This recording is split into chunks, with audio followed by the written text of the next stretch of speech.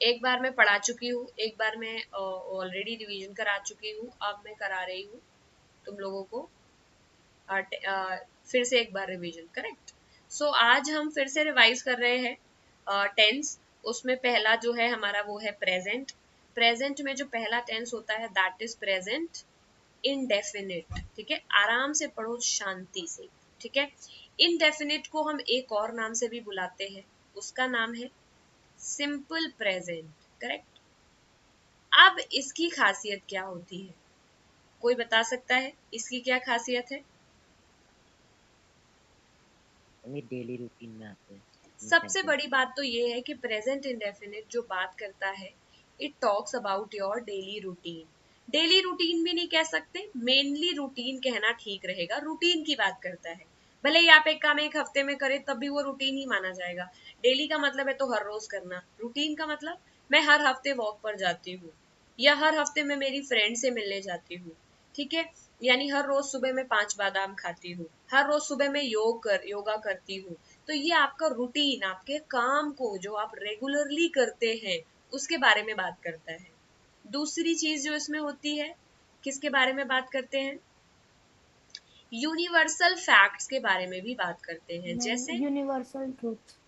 ठीक है, जैसे कि जो सन है वो अर्थ के अराउंड, अर्थ जो है वो सन के अराउंड रिवॉल्व करती है। ठीक है, और मून जो है, मून अर्थ के अराउंड रिवॉल्व करता है। करेक्ट। इस तरह के जो फैक्ट्स होते हैं, सूरज जो है वो, सन जो है वो ईस्ट में उगता है, इस तरह के जो यूनिवर्सल ट्रूथ है उनके बारे में भी ये बात करते हैं।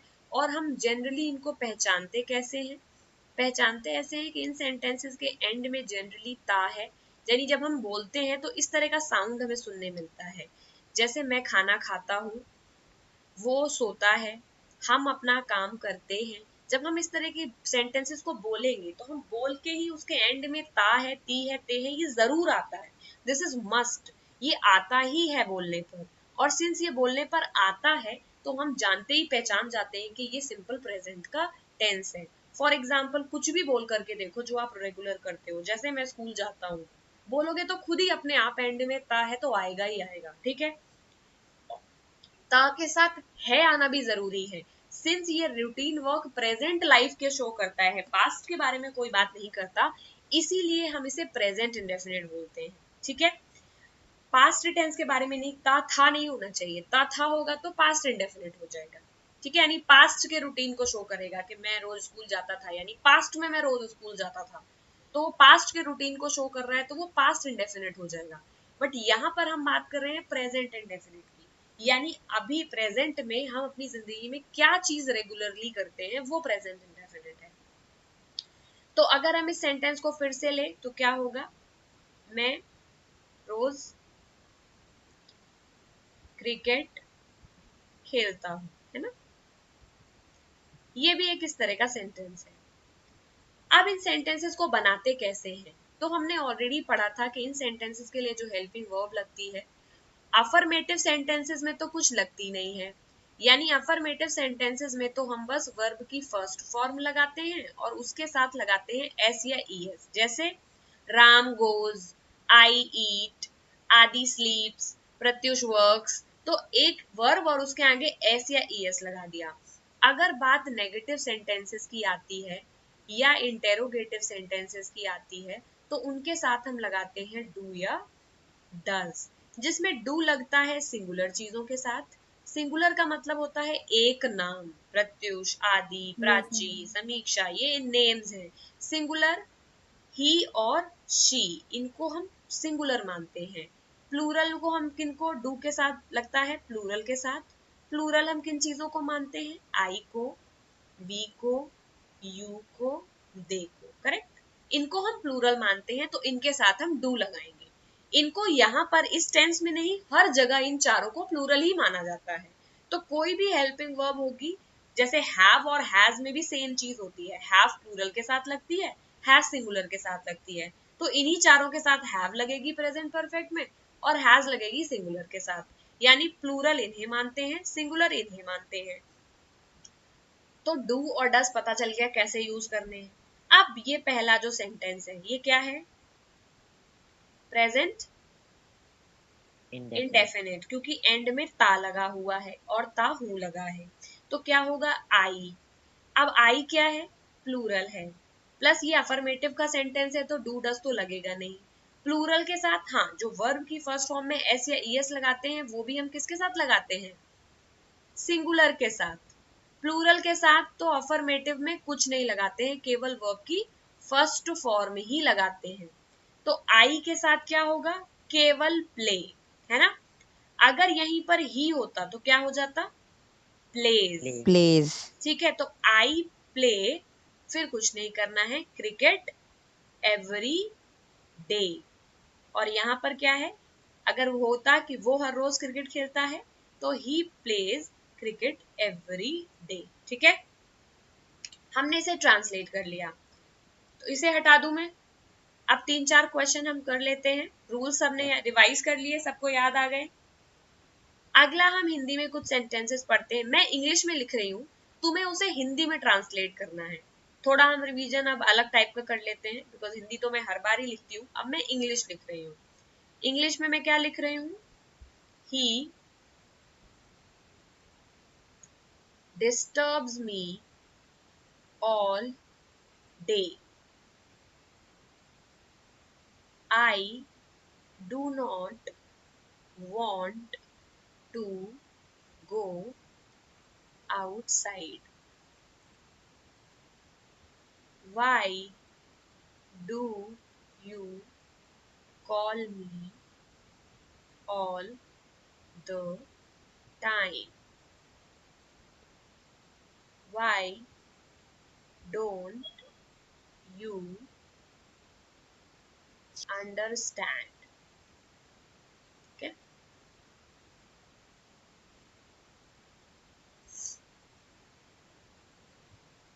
Where does he live? How do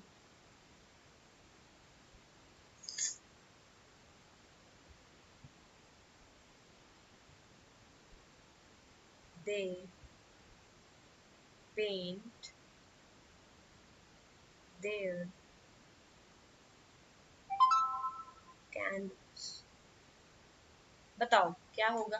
पहला सेंटेंस है ही, यानी क्या लगा है, सिंगुलर, व और इसके साथ लगी है वर्ब की फर्स्ट फॉर्म प्लस एक एस, और यहाँ लगा है मी। ठीक है, तो इसका हिंदी क्या होगा, वह, क्योंकि दे का हिंदी होता है वे, है ना। वह पूरा दिन मुझे डिस्टर्ब करता है। ठीक है, है। अगले का क्या होगा, मैं बाहर जाना नहीं चाहता हूँ। करेक्ट, इसीलिए मैंने इंग्लिश में लिखा है।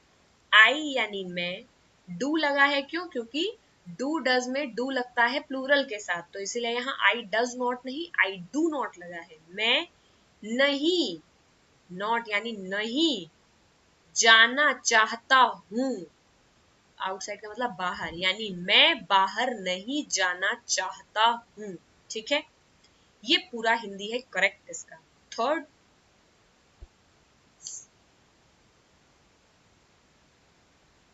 वाई का मतलब है क्यों, यू का मतलब है तुम, और यू अगेन प्लूरल है इसीलिए डू लगा है। अब हमें रूल भी पता है कि WH वर्ड के तुरंत बाद पहले हेल्पिंग वर्ब आती है, फिर सब्जेक्ट आता है इंटेरोगेटिव सेंटेंस में, करेक्ट। तो why you do call me all the time जो करते हैं गलत, वाई ही इज गोइंग ये भी गलत होगा, करेक्ट, क्योंकि वाई के तुरंत बाद हेल्पिंग वर्ब आती है सारे इंटेरोगेटिव टेंसेस में, ऐसा नहीं केवल प्रेजेंट की बात कर रही हूँ। हर जगह जब भी इंटेरोगेटिव सेंटेंस में WH फैमिली की बात आती है तो सबसे पहले WH वर्ड लगता है, फिर हेल्पिंग वर्ब लगती है, तब सब्जेक्ट लगता है। कुछ लोग क्या करते हैं, why you call me all the time, do खा ही जाते हैं, बोलते हैं why you call me all the time. ये सही है या गलत है, गलत है। Why do you helping verb होनी चाहिए। क्या मतलब है इसका,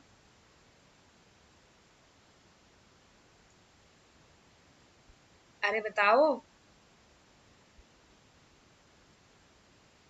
तुम मुझे हमेशा क्यों बुलाते हो। तुम हमेशा मुझे क्यों कॉल करते हो। ठीक है, तुम हमें, ऑल द टाइम मतलब हर वक्त, तुम हर वक्त मुझे क्यों कॉल करते हो। मैम ये कौन सा कॉल है मैम? फोन वाला कॉल है या बुलाने वाला कॉल है? कॉल फोन करने वाला भी हो सकता है, बुलाने वाला भी हो सकता है, कॉमन टर्म है, लेकिन एंड में तो ता ही लगना चाहिए ना। हम इसे फोन करने वाला कंसीडर कर लेते हैं यहाँ पर। तो तुम ओके हर मैम। वक्त, ऑल द टाइम मतलब हर वक्त, है ना। तुम हर वक्त मुझे क्यों कॉल करते हो, ठीक है। एंड में अगेन ते हो ही आया। फोर्थ, कुछ लोगों को ये लगता है कि इसका मतलब है तुम क्यों नहीं समझ रहे हो, इसीलिए मैंने आज उल्टा लिखा है। इसका क्या मतलब है, तुम क्यों नहीं समझते। समझते हो। अरे समझ रहे हो। यस। यस इसका मतलब क्या हो गया, इसका मतलब ये है कि तुम क्यों नहीं समझ रहे हो। लगा मैं बताऊं, बोलती हूँ कि ट्रांसलेट करो, तुम क्यों नहीं समझ रहे हो, why are you not understanding, ऐसे बोलते हैं। तो तुम एक बात को कन्वे कर रहे हो कंटिन्यूअस में, सेम बात को कन्वे कर दिया किसी और टेंस में, तो मतलब वही निकल गया। लेकिन अपने दिमाग में ये क्लैरिटी नहीं है कि इस पर्टिकुलर सेंटेंस को कैसे ट्रांसलेट करेंगे। तो ये होगा ते हो, तुम क्यों नहीं समझते हो। अगर मैं यहाँ पर ये लिख दूंगी why are you not understanding, तो क्या होगा, तुम क्यों नहीं समझ रहे हो। अरे समझ रहे हो। Yes yes sir ma'am. तो यस तुम मैम। क्यों नहीं समझते हो। अगला, वेयर डज ही लिव, वह कहाँ वो रहता कहाँ है। रहता है? वो वो कहाँ कहाँ रहता रहता है? है। अगला,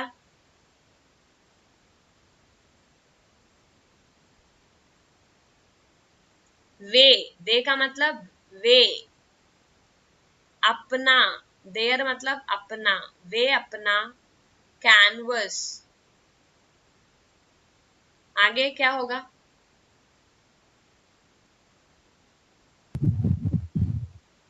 हाउ का मतलब क्या होता है, कैसे? कैसे? वे अपना कैनवस कैसे। आगे, पेंट करते हैं। पेंट करते हैं। अब सेंटेंस चाहे कितना भी अजीब लिखा हो बेटा, लेकिन रूल, रूल एक ऐसी चीज है, it doesn't change for anyone. इसीलिए हम, to be an expert in a subject, it is very important कि तुम्हारे फंडामेंटल्स फिक्स रहे। फिक्स रहेंगे तभी तुम कभी कोई गलती नहीं करोगे, नॉलेज को चैलेंज करोगे सामने वाले को कि ये ऐसा ही होता है, मैं बोल रहा हूं वही सही है। वरना कभी कभी तुक्के में सही इंग्लिश और कभी कभी तुक्के में गलत इंग्लिश, यही चलता रहेगा सारी जिंदगी। और ये हर सब्जेक्ट में ही होगा, केवल इस सब्जेक्ट में नहीं होगा, ठीक है। तो हमारे फंडामेंटल क्या फिक्स है कि जब प्रेजेंट इंडेफिनिट की बात आती है तो सेंटेंस के एंड में ते हैं आता है। जब प्रेजेंट इंडेफिनिट की बात आती है तो सेंटेंस रूटीन वर्क के जैसा दिखता है, रहा रही जैसा सेंटेंस किसी भी हाल में इस टेंस में नहीं बन सकता। व्हेन वी नो दैट, तभी ये है कि हम किसी भी टेंस में इसको उल्टा या सीधा गलत ट्रांसलेशन नहीं करेंगे। आपको ये जरूर पता होना चाहिए कि जो आप बोलते हैं इंग्लिश में, भले ही आपको टेंस नहीं आते, लेकिन उसके अलावा भी तो आप इंग्लिश बोलते ही हैं। लेकिन जो आप बोलते हैं उसका हिंदी में एक्चुअली क्या मतलब है, ये बात तो पता होनी चाहिए, तभी आप सही बोलोगे, ठीक है। तो आज ये बात समझ आई रिवीजन में कि प्रेजेंट इंडेफिनिट एक्चुअली कैसे ट्रांसलेट होगा, ठीक है। यस मैम तो आज के लिए हमारा टेंस का पार्ट 1 रिवीजन, ऐसे हम हर एक क्लास में थोड़ा थोड़ा करेंगे तो हमारा टेंस फिर अगले महीने तक अच्छे से रिवाइज हो जाएगा। तो ये खत्म हो गया। अब हम बात करते हैं सब्जेक्ट वर्ब एग्रीमेंट की, ठीक है। सब्जेक्ट वर्ब एग्रीमेंट का मैं बहुत थोड़ा सा इंट्रो यहाँ पर दे रही हूँ, ठीक है। सब्जेक्ट वर्ब एग्रीमेंट एक ऐसा टॉपिक है जो जनरली बच्चे गलत करते हैं। इसमें सिंपल तो यही है जो हमने अभी अभी पढ़ा कि जब प्लूरल होती है तो सामने आपको उसके हिसाब से वर्ब लगाना चाहिए, करेक्ट। जैसे अगर आई लगा है, वी लगा है, तो इनके साथ अगर प्रेजेंट इंडेफिनिट है तो डू आएगा, ठीक है। वरना क्या आएगा इनके साथ, है ना। अगर कंटिन्यूअस है तो वी के साथ, आई के साथ एम आएगा, वी के साथ आर आएगा, है। परफेक्ट है तो इनके साथ हैव आएगा, है ना। परफेक्ट कॉन्टिन्यूअस में तो हैव भी नहीं आता है। यानी जो जिस टेंस में जो प्लूरल के साथ लगना चाहिए वो ही लगे, ये सब्जेक्ट वर्ब एग्रीमेंट की सबसे बड़ी बात है, ठीक है। आगे सब्जेक्ट वर्ब एग्रीमेंट के कुछ हम रूल्स पढ़ लेते हैं। तो फर्स्ट रूल तो यही है जो मैंने बताया, इफ सब्जेक्ट इज सिंगुलर, पहला रूल सब्जेक्ट वर्ब एग्रीमेंट का ये कहता है कि अगर आपका सब्जेक्ट ही सिंगुलर है यानी सिंगल इंसान है तो आपका वर्ब भी सिंगुलर ही होना चाहिए। समझ गए? Yes, ma'am. तो ये ना सोचो कि केवल सब्जेक्ट ही सिंगुलर होता है, वर्ब भी सिंगुलर एंड प्लूरल होती है। तो सिंगुलर वर्ब कौन सी है? Is, does, has, was. समझ गए? तो जब आपका सब्जेक्ट सिंगुलर है तो आपका वर्ब भी सिंगुलर होना चाहिए। फर्स्ट रूल, ठीक है।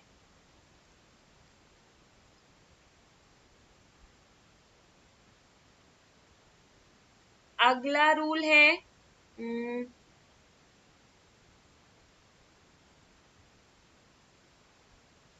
अगर दो, अब सिंगुलर सब्जेक्ट जनरली क्या होते हैं?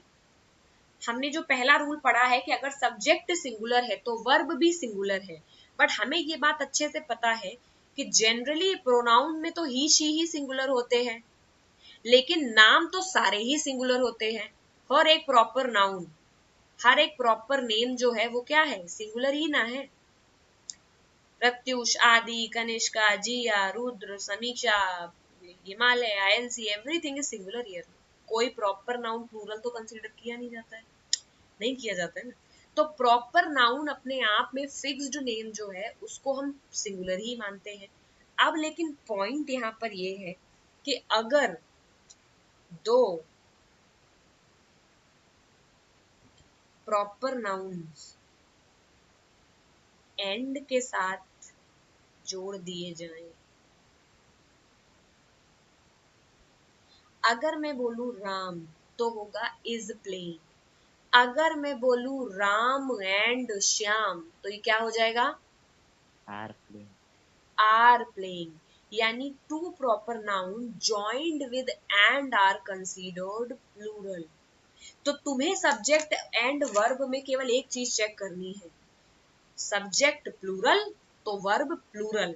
लेकिन सब्जेक्ट को कब प्लूरल माना जाएगा ये रूल मैं बता रही हूँ।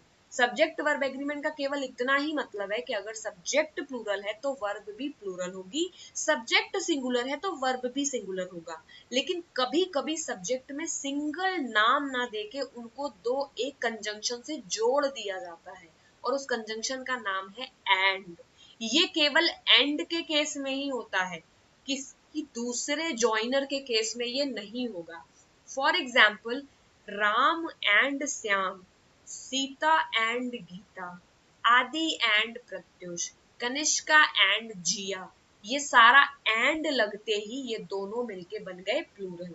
तो सिंस अब ये एंड लगने की वजह से प्लूरल बन गए तो इनके साथ में वर्ब कौन सी लगेगी? प्लूरल। लेकिन अगर यहीं पे और लगा दूं तो ये बात वैलिड नहीं है, क्योंकि ये जॉइनर केवल एंड के केस में वैलिड है। अरे समझ पा रहे हो? Yes ma'am. ठीक है।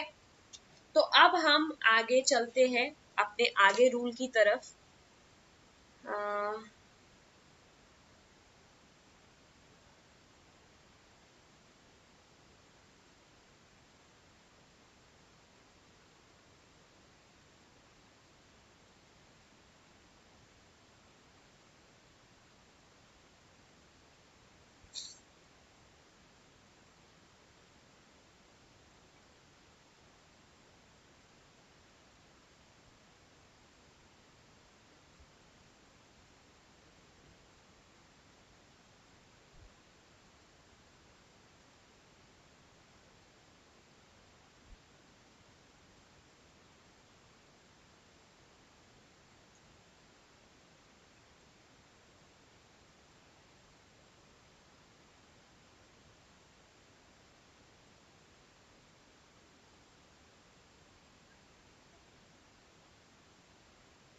Yes, so now we come, अब हमने सिंस ये दो सब्जेक्ट की बात कर ली कि अगर दो सब्जेक्ट को हम एंड के साथ में जोड़ दे तो वो प्लूरल का फॉर्म ले लेते हैं। तो इसका एग्जाम्पल भी हमने देख लिया था दूसरे रूल का कि राम एंड श्याम, तो ये सिंस प्लूरल ट्रीट किए जाएंगे, एंड से जुड़े हुए हैं, तो इनको हम बोलेंगे आर प्लेइंग। ठीक है। ओरिजिनल सेंटेंस था Ram is playing, but Ram and Shyam मिलके आर प्लेइंग हो गए। लेकिन इसमें एक एक्सेप्शन है जो कि हमारे रूल नंबर 3 का पार्ट है। रूल नंबर 3 ये कहता है कि अगर दो सब्जेक्ट एक दूसरे को कॉम्प्लीमेंट कर रहे हैं, यानी एक दूसरे के साथ ही यूज किए जाते हैं, ठीक है, यानी दो ऐसे सब्जेक्ट्स विच आर इंटरडिपेंडेंट, एक दूसरे के ऊपर डिपेंडेंट है, कैसे है खुद ही दिख जाएगा। ब्रेड एंड बटर, बताओ। If two subjects are interdependent or they refer to, और किसी सेम इंसान को वो दोनों सब्जेक्ट अगर रेफर कर रहे हैं, एक ही इंसान की तरफ वो इशारा कर रहे हैं, तब भी उनको हम सिंगुलर ही कंसीडर करेंगे। फॉर एग्जाम्पल, अगर हम ये बोले ब्रेड एंड बटर, तो क्या ये दो अलग चीजें हैं? क्या ये एक साथ नहीं खाए जाते? मैम खाई जाती है। So bread and butter is my favourite jelly, sorry jelly कह रही हूँ, फेवरेट फूड, ठीक है। So bread and butter is my favourite food. अगला इसमें है, अगर तुम किसी सैंडविच का नाम लोगे तो क्या बोलेंगे? कॉर्न एंड चीज इज माई फेवरेट सैंडविच। अरे समझ पा रहे हो? Yes, ma'am. Yes ma'am. तो यानी कि कुछ ऐसी चीज जो दोनों एक ही चीज की तरफ इशारा कर रहे हो, जैसे ब्रेड एंड बटर दोनों ही फूड की तरफ इशारा कर रहे हैं, और कॉर्न एंड चीज ये दोनों ही एक ही सैंडविच का पार्ट है, तो ये दोनों मिलके भी क्या सिंगुलर ही रह जाएंगे। समझ गए? जैसे dal and rice is my favourite meal, क्योंकि दाल और राइस मिलकर एक ही बनने वाले जब तुम खाना खाओगे। समझ रहे हो? कड़ी चावल, अरे हिंदी में जैसे नहीं बोलते हैं दाल चावल कड़ी चावल, ब्रेड बटर कॉर्न चीज। तो समझ गया क्या करने की कोशिश कर रही हूं मैं? Yes, ma'am. तो ये जनरली तुम्हें किधर देखने को मिलेगा? तो generally you will see it in meals only, खाने पीने के आइटम्स में ही देखने को मिलेगा। लेकिन अगर दो सब्जेक्ट एक ही तीसरे सब्जेक्ट की तरफ रेफर कर रहे हैं, तो हम उसको प्लूरल ही कंसीडर करते हैं, ऑल्दो सिंगुलर ही कंसीडर करते हैं, ऑल्दो उनके बीच में एंड लगा होता है। ठीक है? Yes ma'am. ओके, अगला जो बेटा रूल है, दैट रूल सेज कि अगर किसी वर्ब को हम सिंगुलर कंसीडर करेंगे, यानी वर्ब इज सिंगुलर, किसी वर्ब को हम सिंगुलर कंसीडर करेंगे अगर उस वर्ब के किसी वर्ब को यानी सिंगुलर वर्ब को हम यूज करेंगे इफ, अगर क्या केस हो, अगर ईच, एवरी और नो ये सब्जेक्ट के पहले आ जाए।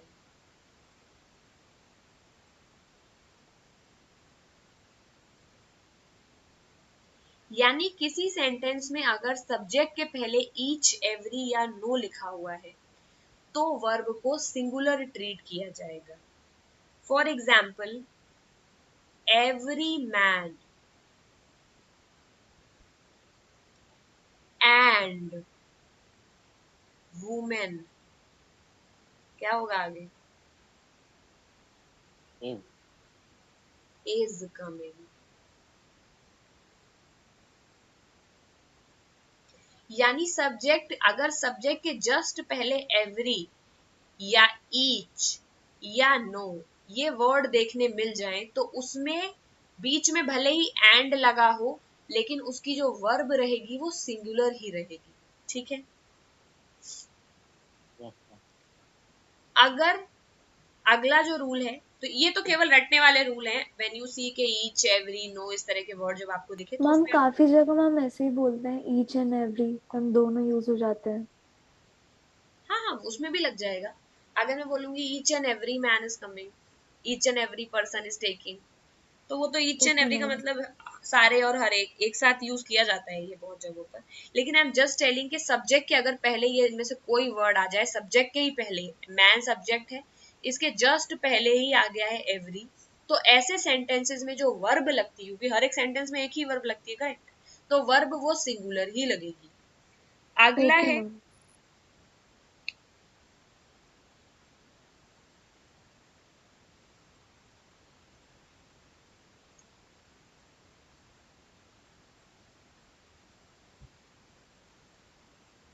कलेक्टिव नाउन अगर है, यानी अगर कलेक्टिव नाउन दिया हुआ है तो उसके साथ सिंगुलर वर्ब आती है। कलेक्टिव नाउन का एग्जांपल पता है, इसलिए नाउन बहुत अच्छे से पता होने चाहिए। कलेक्टिव नाउन क्या होते हैं?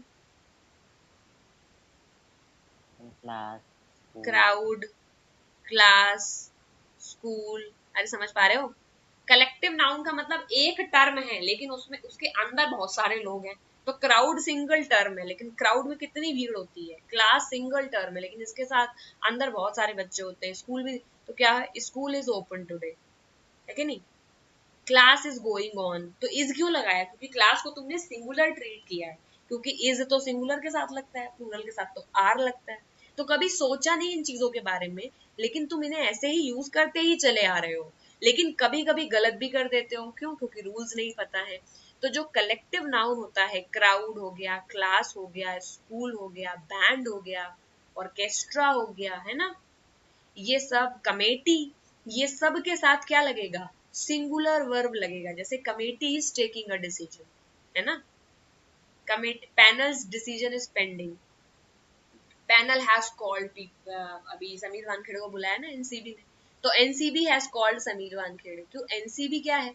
कलेक्टिव नाउन है, ग्रुप ऑफ पीपल है, ऑर्गेनाइजेशन का नेम है ना। तो अभी इस तरह से अगर हम बात करेंगे तो वैसे तो ये प्रॉपर नाउन भी हो जाएगा बिकॉज ये ऑर्गेनाइजेशन का नेम है, तो उसमें भी उस सेंस में भी लगेगा। But in a way NCB is not one person ना, it's a collection of people. So अभी सिंगुलर वर्ब किसके साथ लगेगा? कलेक्टिव नाउन अगर वहां पर है तो उसके साथ सिंगुलर वर्ब लगती है। ठीक है। मैम ऐसे ही यूएन के साथ भी हम सिंगुलर ही लगेगा ना? हाँ, यूएन बहुत सारी एजेंसी का जो है वो पेरेंट ऑर्गेनाइजेशन है। UN is also an organisation, वो भी कलेक्टिव नाउन ही है, तो बोलेंगे UN. UN is helping a lot of people, है ना, इस तरह से बोलते हैं। Okay ma'am. अगला है, अगर टाइटल ऑफ बुक या मूवी की बात की जाती है, ठीक है, तो जैसे द विंग्स ऑफ फायर, तो क्या बोलते हो? Are a good book. Wings of fire किसकी बुक है? कलाम जी की, है ना। आई थिंक ये 6th रूल है ना। यस मैम, तो विंग्स ऑफ फायर में विंग्स तो प्लूरल है लेकिन ये एक बुक का टाइटल है, तो जब बुक का, मैगजीन का, टाइम्स ऑफ इंडिया, है ना, तो जब बुक का, मैगजीन का, मूवी का बात होता है ना, थ्री मस्कीटियर्स, है ना, अरे समझ पा रहे हो? Yes ma'am. तो ये सब में तुम्हें बहुत बार देखने के लिए मिलेगा आगे, बहुत लंबा नाम है इसका। तो अब ये तुम सब में तुम्हें देखने के लिए क्या मिलेगा कि टाइटल में कभी कभी देख के ऐसा लगेगा कि प्लूरल है, बट सिंस ये किसी मूवी का या उनका नाम है तो उनके साथ में क्या लगेगी? Singular verb.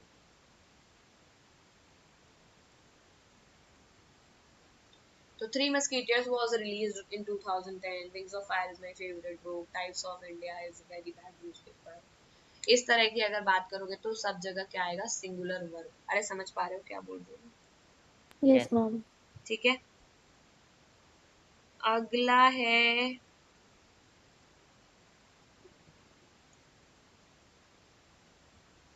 कलेक्टिव नाउन वाला मैंने बता दिया है ना।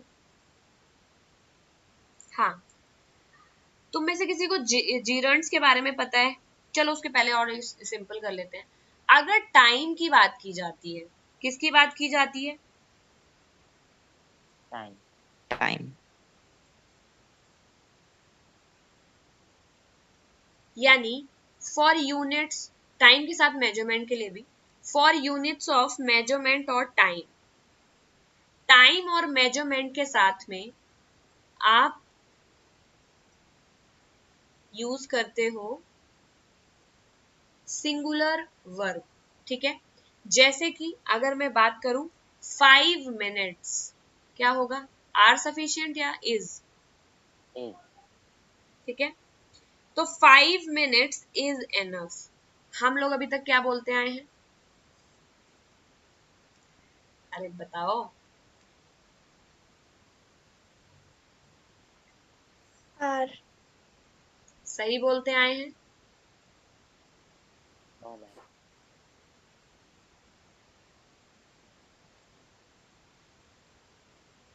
सही बोलेंगे। Yes, ma'am. Okay, 5 minutes is enough, 5 minutes is sufficient. अभी मेजरमेंट के लिए क्या,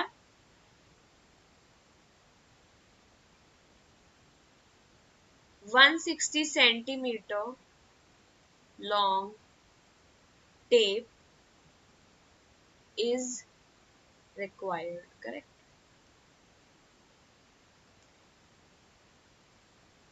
ठीक है, या 2 मीटर क्लोथ is sufficient।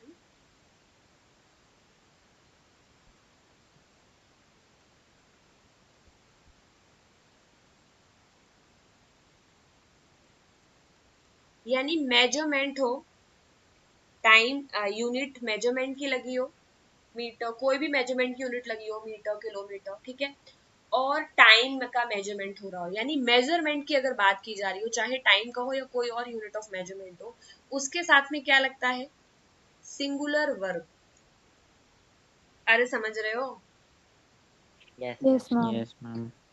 इसके अलावा एक और सब्जेक्ट वर्ब एग्रीमेंट है, जब सब्जेक्ट में जीरण लगा हो। जीरण क्या होता है, किसी को पता है, पढ़ा है? जीरण का मतलब जब वर्ब ही सब्जेक्ट हो, जैसे स्विमिंग इज माई हॉबी, इसमें स्विमिंग वर्ब है या सब्जेक्ट? अरे बोलो, सब्जेक्ट। सब्जेक्ट। स्विमिंग इसमें सब्जेक्ट है लेकिन है तो एक्चुअली वर्ब, है कि नहीं? तो जब कोई वर्ब में ही आईएनजी लगा के उसको एज अ सब्जेक्ट यूज किया जाता है, तब उसे जीरण बोलते हैं, ठीक है? तो अगर मैं बोलूं swimming is good for health, तो मतलब हेल्थ के लिए स्विमिंग अच्छी है ना? तो वहां पर मैंने स्विमिंग को एज अ वर्ब नहीं यूज किया है, दैट आई एम स्विमिंग, ये नहीं बोला है मैंने कि मैं स्विम कर रहा हूं, मैं ये बोलूँ कि स्विमिंग इन जनरल अच्छी चीज है। तो स्विमिंग क्या है, यहाँ पर सब्जेक्ट है, तो वर्ब प्लस आईएनजी जब सब्जेक्ट की तरह बिहेव करती है तो उसको जीरंड बोला जाता है, और जब भी ऐसा होता है तो उसके साथ क्या लगता है, सिंगुलर वर्ब। समझ गए क्या कहना चाहती हूँ? यानी अगर मैं बोलूंगी तो walking is good, good for your health, painting is my hobby, है ना, swimming is good for health, talking is my favourite time pass. अरे समझ पाते हो? तो जो यस सब्जेक्ट मैम। में जब वर्ब प्लस आईएनजी लगा के, उस वर्ब प्लस आईएनजी लगा के जब सब्जेक्ट बनाते हैं, जब सब्जेक्ट को as a verb ING use करते हैं तो उसको जीरण बोलते हैं, और सिंस जीरण के साथ हमेशा सिंगुलर वर्ब लगती है तो सिंगुलर वर्ब ही लगेगी। समझ आ गया सबको? Yes, ma'am. तो इसी के साथ हमारे रूल्स खत्म होते हैं सब्जेक्ट वर्ब एग्रीमेंट के। I will give you one exercise, इसको करके लाना है, ठीक है? Okay, ma'am. आज टाइम बहुत निकल गया, इसीलिए पता नहीं चला।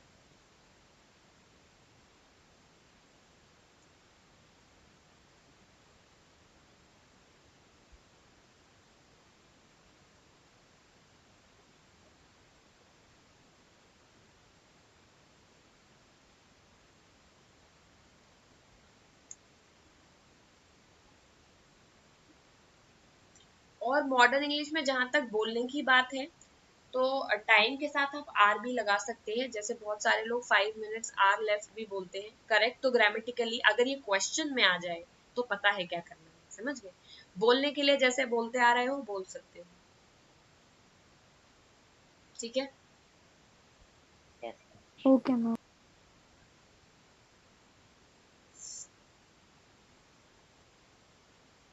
सो वील क्योंकि एक आधे जगह यहाँ पर इन्होंने यूजेस में इसको भी दिया हुआ है, बट ये रूल आई थिंक मैंने पहले भी कहीं देखा है आज के अलावा।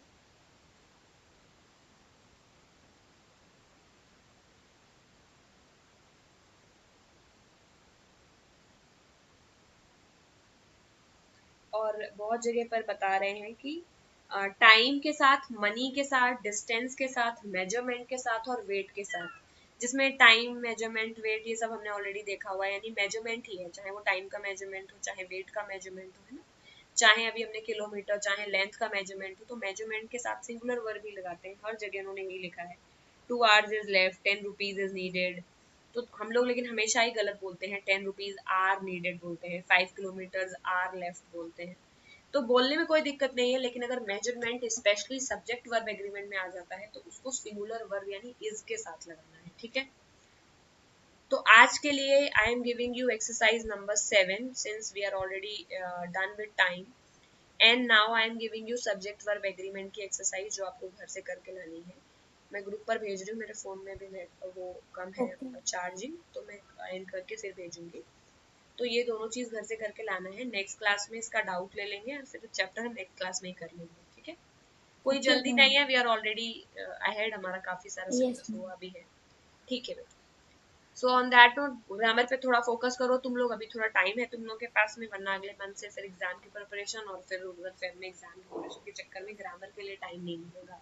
तो जो लोग अभी जितना भी लगा रहे हैं रेनन मार्टिन से अगर कोई करना चाहे तो वेलकमिंग मूव है, ट्रांसलेशन भी कर सकते हो, सब्जेक्ट वर्ब एग्रीमेंट रेनन मार्टिन से ढूंढ के भी कर सकते हो। और वहां पर अगर कोई गलती कोई चीज नहीं समझ आती है तो उसमें एग्जाम्पल्स बहुत सारे दिए रहते हैं, तो एक बारी एग्जाम्पल करके देखो कि नहीं इसमें क्या दिया हुआ है। कोई एग्जाम्पल ना समझ आए तो मुझसे पूछो कि मैम यहाँ इजार क्यों लगाया है। तुम्हारी नैया तुम्हारे ही हाथ में है, चाहे तो पार करा लो और चाहे तो डुबा लो, समझ गए। यस क्योंकि मैम। 1 आवर में मैं उतना नहीं पढ़ा सकती जितना तुम 2-3 घंटे में खुद पढ़ लोगे, करेक्ट। यहाँ तो कॉमन पढ़ा ही रही हूँ, उसके अलावा अगर 1 आवर भी सेल्फ स्टडी के लिए दोगे that will be more than sufficient. हर रोज 1 घंटा देना है तुम्हें, 1 घंटे 2 घंटे 2 घंटे तो पढ़ना ही चाहिए। उसमें 2 घंटे होमवर्क के अलावा, होमवर्क तो सब तुम लोग कॉपी करके करते हो, खुद से तो करते नहीं बुक से या फिर किसी और को। 2 घंटे खुद पढ़ोगे तो दैट मेक्स कि टोटल संडे को मान लो नहीं पढ़ते हो तब भी 6 डेज में 12 आवर्स होते हैं, बहुत सफिशिएंट है। 12 आवर्स में फिक्स कर लो, 4 घंटे मैथ्स के लिए वीक पे दे दो, 4 घंटे साइंस के लिए दे दो और 2-2 घंटे इंग्लिश के लिए दे दो, SST के लिए दे दो, हो गया काम। हिंदी तो तुम लोग एग्जाम से पहले ही पढ़ते हो, जो 5th 6th सब्जेक्ट है उसमें तो कहना ही क्या है। तो आई एम नॉट सेइंग कि give equal time to all the subjects, जो तुम्हारा स्ट्रॉन्ग है उसमें कम दो, अगर SST स्ट्रॉन्ग है ऑलरेडी कम टाइम दो। मैथ साइंस में भाई दे दो, ज्यादा थोड़ा टाइम दे दो, मैथ्स को रिक्वायरमेंट है। लेकिन अगर तुम 2 घंटे भी खुद से भी कर रहे हो तो भी इतनी जरूरत थोड़ी ना पड़ती है, हफ्ते का 2 घंटा भी खुद से पढ़ोगे। तुम लोग कुछ नहीं पढ़ते हो इसलिए ऐसी हालत है, वरना अगर एक्चुअली करने बैठ जाओगे तो 1 घंटे में तो एक आधा चैप्टर ग्रामर आसानी से निपट जाएगा। तो महीने का 30 घंटा भी अगर करा, 15 आवर्स भी कर लिया एक मंथ में, तब भी 2-3-4 टॉपिक तो अच्छे से आ ही जाएंगे। और वही 6-7-8 महीने में ग्रामर इंप्रूव हो जाएगी। But the point is that you do not do anything और फिर रोते रहते हो हमेशा भी, मैं मुझे तो क्या बताऊँ बहुत काम है।